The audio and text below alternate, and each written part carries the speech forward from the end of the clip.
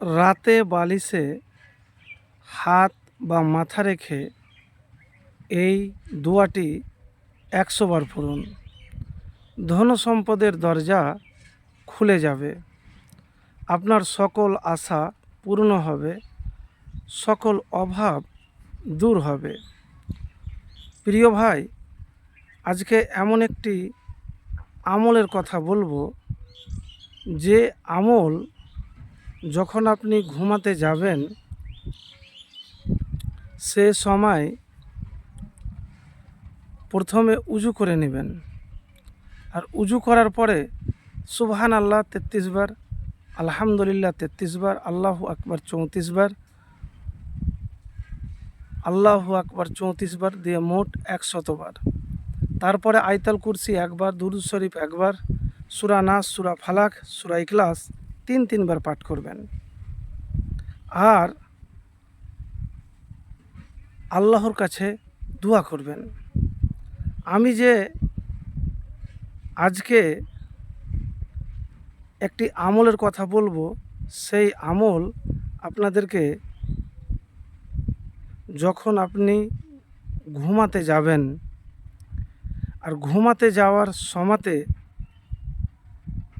বালিশে মাথা রেখে যতক্ষণ পর্যন্ত ঘুম না আসবে আপনি জিকির করবেন। কোন জিকির? যে কোনো জিকির করলেই হবে, যতক্ষণ পর্যন্ত আপনার ঘুম না আসবে। একটি হাদিস থেকে জানা যায় যে রাতে যদি আপনি জিকির করেন তাহলে এই দুনিয়ারও কল্যাণ লাভ করবেন এবং আখেরাতেও কল্যাণ লাভ করবেন। তো প্রিয় ভাই, আমি যে জিকিরের কথা বলবো আপনাকে, সেটি খুবই সহজ এবং খুবই আসান। লা ইলাহা ইল্লাল্লাহ, লা হাওলা ওয়ালা কুওয়াতা ইল্লা বিল্লাহ। লা হাওলা ওয়ালা কুওয়াতা ইল্লা বিল্লাহ যদি 100 বার আপনি পাঠ করতে পারেন, এই জিকির আর এই দোয়া, আর তার সাথে যদি লা হাওলা ওয়ালা কুওয়াতা ইল্লা বিল্লাহর আরেকটি হাদিসে তিরমিজি শরীফের মধ্যে আছে, লা হাওলা ওয়ালা কুওয়াতা ইল্লা বিল্লাহি ওয়ালা মান জা মিনাল্লাহি ইল্লা ইলাইহি। মাখুল রহমতুল্লাহ আলাই বলেন যে 70 প্রকারের